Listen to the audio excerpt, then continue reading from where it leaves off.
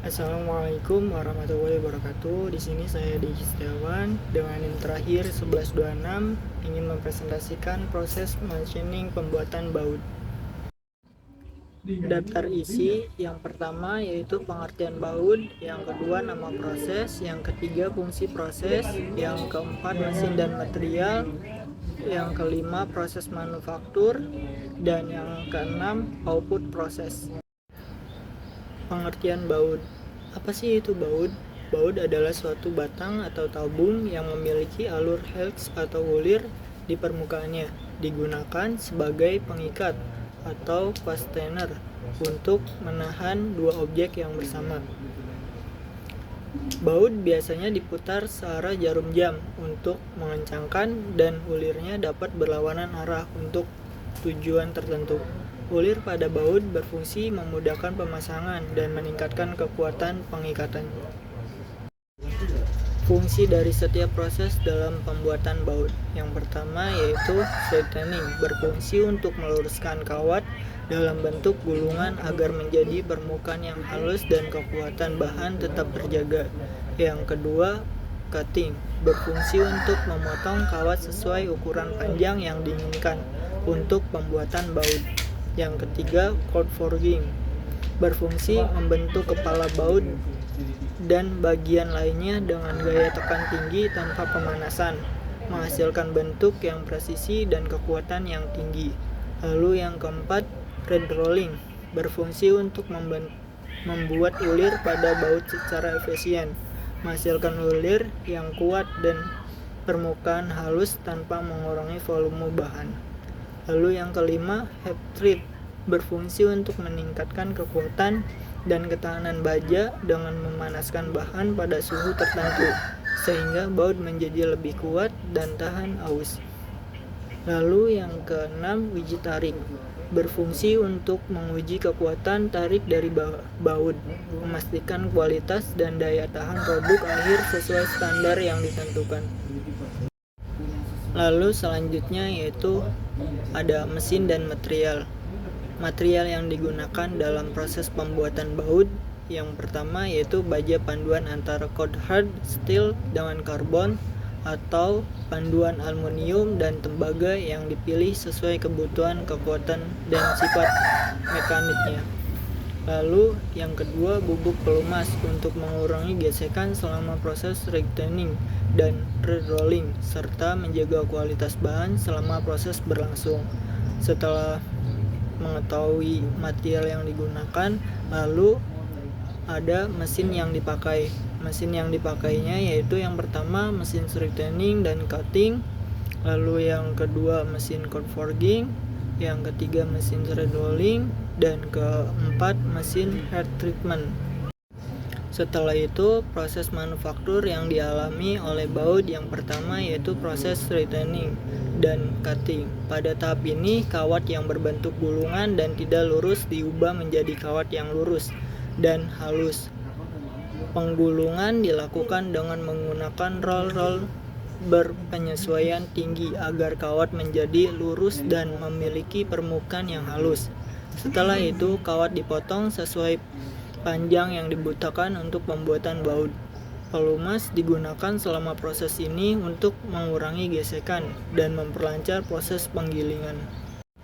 Lalu proses manufaktur yang kedua yaitu proses cold forging. Setelah kawat dipotong, dilakukan proses cold forging. Pada tahap ini, kawat ditekan dengan gaya besar untuk membentuk kepala baut dan bagian headsnya.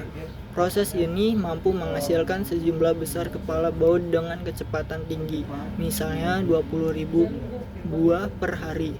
Produk yang dihasilkan memiliki struktur serat yang sejajar dan kekuatan mekanik yang tinggi. Lalu proses manufaktur yang ketiga yaitu proses thread rolling. Selanjutnya, baut mengalami proses pembuatan ulir dengan teknik pressing menggunakan dies berulir. Proses ini berbeda dengan thread turning karena tidak membuang bahan, melainkan membentuk ulir dari bahan yang ada. Keunggulan utamanya adalah ulir yang terbentuk memiliki kekuatan lebih baik dan permukaan lebih halus serta proses produksi lebih efisien. Output dari proses manufaktur baut meliputi produk akhir berupa baut yang memiliki karakteristik sebagai berikut. Yang pertama, bentuk dan ukuran sesuai spesifikasi yang diinginkan, hasil dari proses straightening, cutting, dan forging. Lalu yang kedua, kepala baut berbentuk hex yang telah dibuat melalui proses cold forging. Yang ketiga, ulir pada batang baut yang dihasilkan melalui proses red rolling menghasilkan ulir yang halus, kuat, dan tahan haus. Yang keempat, baja yang telah mendapatkan peningkatan kekuatan dan tingkat kekolidan melalui proses heat treatment.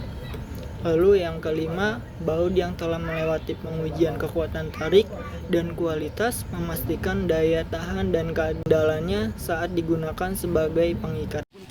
Berikut ini video proses pembuatan baut dari awal hingga akhir. This is the wire they use to make the bolts. It's just a little over 3/4 of an inch thick, or about as big around as a quarter. It arrives at the factory in coils. The screeching sound you hear is the noise the wire makes as it's pulled through machines that uncoil and straighten it, so it can be cut and hammered into individual bolts. The wire looks white because it's coated in powdered lubricant to cut down on friction as it's pulled through the straightening machines. But the wire is actually made of a mix or alloy of cold hard steel and carbon. After it's made into bolts, this type of steel alloy can be heat treated to make the steel ultra strong. Right now the steel is still soft enough to be shaped into bolts. But first, the wire has to be pulled perfectly straight. Because if there's even a little kink in the steel, it could turn into a weakness in the bolts. To iron out the kinks, the wire is tugged through a set of rollers to roll out the bigger bends and waves. A second machine yanks the wire through a tiny hole or die that's slightly smaller in diameter than the wire. The force of squeezing through the narrow die makes the wire straight and smooth. The tight squeeze also wears away the lubricant and reduces the diameter of the wire to exactly 3/4 of an inch. Or just the right size for bolts used to connect the steel girders inside of buildings. Now that the wire is perfectly straight, it can finally feed into a cold forging machine to be cut to length and hammered into bolts. It's called a cold forging machine because the steel isn't heated to soften it up before it's hammered and shaped. Instead, the steel is cold forged, or forged at room temperature. They work the steel cold because the 75 tons of force needed to hammer it into shape actually tightens up the molecules in the steel to strengthen the bolts. The machine works so fast, it pounds out 20,000 bolts a day. We asked them to slow it down so you can see the bolts taking shape. The first die slams the blanks with 20 tons of force to compress the steel into a slightly thicker top. The next die hits the top with 75 tons of force to flatten the head. The last die trims the round sides of the head to form a six-sided shape known as a hex. Without the flat sides of the hex, you couldn't grip and turn the bolt. Now all that's needed are the threads or grooves along the shaft the nut screws onto to secure the bolt. To cut the threads, the bolts drop one at a time between two grooved plates inside a threading machine. The plates work kind of like a heavyweight pasta maker, rolling and pressing the bolts with 50 tons of force into the grooves in the plates to form the threads. The bolts fall out of the threader fully formed. Ini merupakan referensi yang saya gunakan. Mungkin itu saja yang dapat saya sampaikan. Kurang lebihnya mohon maaf. Terima kasih. Wassalamualaikum warahmatullahi wabarakatuh.